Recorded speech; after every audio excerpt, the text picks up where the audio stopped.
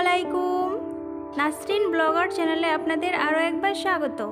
কাছে এবং দূরে, দেশ ও দেশের বাইরে যে যেখান থেকে বসে আমার ভিডিওটি দেখছেন, আশা করছি আল্লাহর রহমতে সবাই ভালো আছেন। আমরাও আলহামদুলিল্লাহ অনেক ভালো আছি। চলে আসলাম আপনাদের মাঝে নতুন আর একটা ব্লগ নিয়ে। আশা করছি সকলকে ভালো লাগবে। যদি ভালো লেগে যায় তাহলে ভিডিওটিতে একটা লাইক করো আর আমার এই ছোট্ট চ্যানেলটিকে সাবস্ক্রাইব করে পাশে থাকা অল অপশানটিকে অন করে রাখবেন, যাতে আমার ভিডিও ছাড়া মাত্রই আপনার কাছে নোটিফিকেশন চলে যায় আর আপনি চাইলে ভিডিওটি সর্বপ্রথমে দেখতে পারবেন। এখন বাজে প্রায় 7টা মতো আর আজকের ব্লগটি আমি এখান থেকে স্টার্ট করলাম। তো এই তো ফজরের নামাজ পড়ে আর কিছুই করিনি, চলে এসেছি একবারে কিচেনে। আর কিচেনে এসে তো চা বানিয়ে নিয়েছি। আজকে খুব তাড়াতাড়ি করে নিচ্ছি কারণ মেয়েও উঠে গেছে আর মেয়ের পাপাও চলে যাবে, তার জন্যই তো এই তো তাড়াতাড়ি করে নিচ্ছি। তো চা বানিয়ে নিয়েছি আর এই তো আমার নতুন কাপে নতুন ট্রেতে আমি চা ঢেলে নিচ্ছি। তো চা আর সাথে বিস্কিট এগুলো দিয়ে আমাদের সকালের ব্রেকফাস্টটা সেরে নিব। আর চা ঢালার পর কাপগুলো কিন্তু খুব সুন্দর লাগছিল দেখতে। তো দেখতেই পাচ্ছেন কি সুন্দর।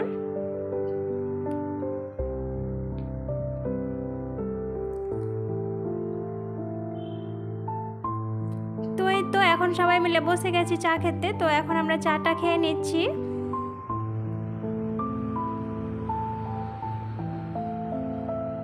মেয়েকেও দিয়ে দিলাম আর এই তো আমিও নিয়ে নিলাম। এখন সবাই মিলে চা খেয়ে নিব।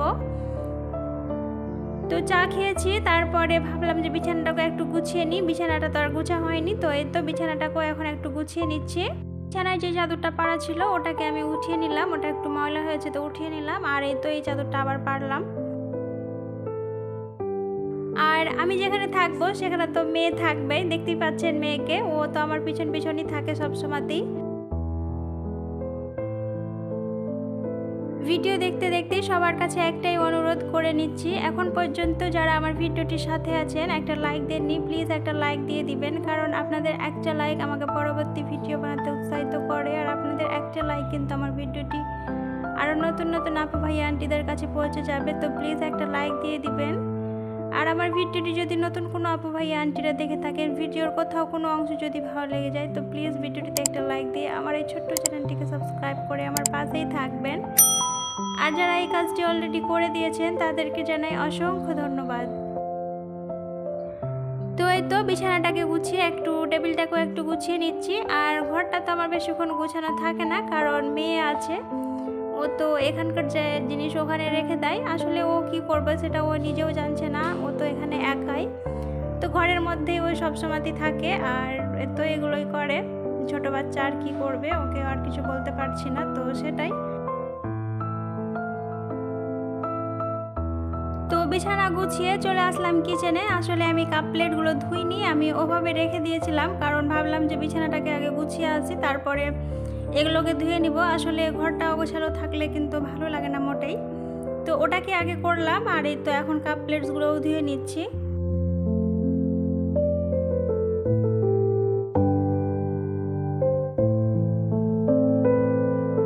যারা আমার নতুন বন্ধু, পুরাতন বন্ধু, সকলের জন্যই অনেক অনেক দোয়া ও ভালোবাসা রইল। সকলেই যেন অনেক ভালো থাকেন, সুস্থ থাকেন, এই কামনায় সবসময় করি আমি।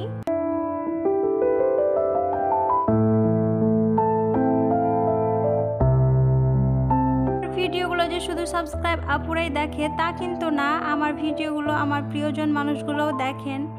আমার দাদা দেখেন, আমার বড় আপু দেখেন, আমার বৌদি দেখেন, আমার ছোট বোনগুলো দেখেন। আমার বড় আপা আমাকে অনেক সাপোর্ট করেন, আমার দাদা, আমার ছোট ছোট বোনগুলো, আমার বৌদি সবাই আমাকে অনেক অনেক সাপোর্ট করেন। আমাকে বলেন যে আমার কোথাও কিছু ভুল হচ্ছে, আমার ভুলটাকে ধরিয়ে দেয় যে হ্যাঁ তুমি এই ভুলটা করছো বা এটা করো না, এরকম আমাকে ভুলগুলো দেখিয়ে দেয়। তো আমি সেটাই ভুল শোধরার চেষ্টা করি আর কি। তো তাদের জন্য অনেক দোয়া এবং ভালোবাসা রইল। তারা যেখানে থাকুক না কেন অনেক ভালো থাকুক, সুস্থ থাকুক, এই কামনায় সবসময়তেই করি আল্লাহ তাআলার কাছে।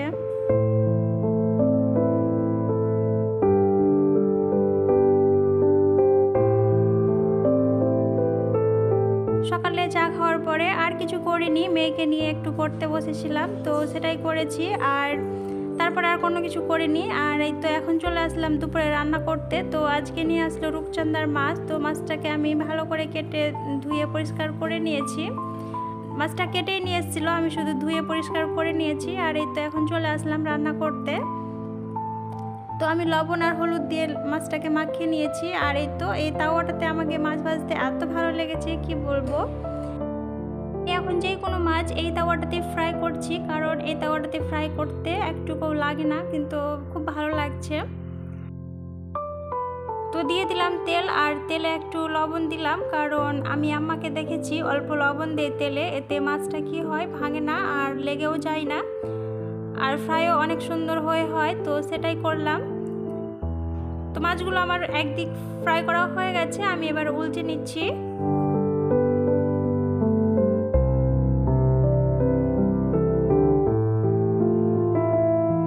তো রূপচাঁদার মাছে তো অনেক তেল হয়, যারা খেয়েছেন তারাই বুঝতে পারবেন কতটা তেল থাকে।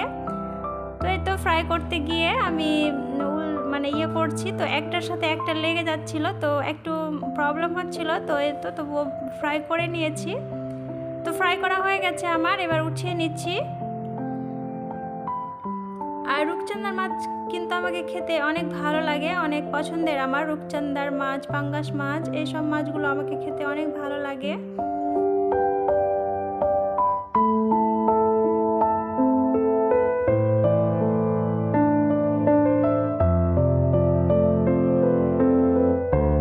সবগুলো মাছকে আমি ফ্রাই করে নিয়েছি। তাওয়াটাকে এবার সরিয়ে দিলাম। আর এই তো আরেকটা কড়াই বসিয়ে দিয়েছি, কড়াইয়ে দিয়ে দিলাম অল্প তেল। আর এই তো এখন পেঁয়াজও বেটে নিয়েছি, পেঁয়াজটাকে আমি দিয়ে দিলাম।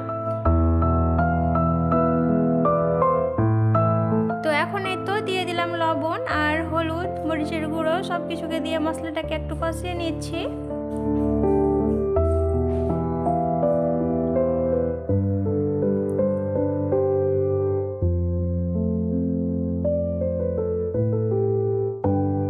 এখানে টমেটো দিলে মশলাটা কিন্তু আরও সুন্দর হতো। তো আমার কাছে এখন টমেটো নেই, তাই আমি আজকে দিতে পারলাম না টমেটো। তো মশলাটা কষা হয়ে গেছে, আমি এখানে দিয়ে দিলাম জল। আর আমি যেহেতু মাছটাতে ঝোল করব, তাই জলের পরিমাণটা একটু বেশিই দিলাম। তো এই তো এতটা জল দিলাম। তো এখন আমার ঝোলটা ফুটে উঠে গেছে, আমি এখন দিয়ে দিচ্ছি এক এক করে মাছগুলোকে।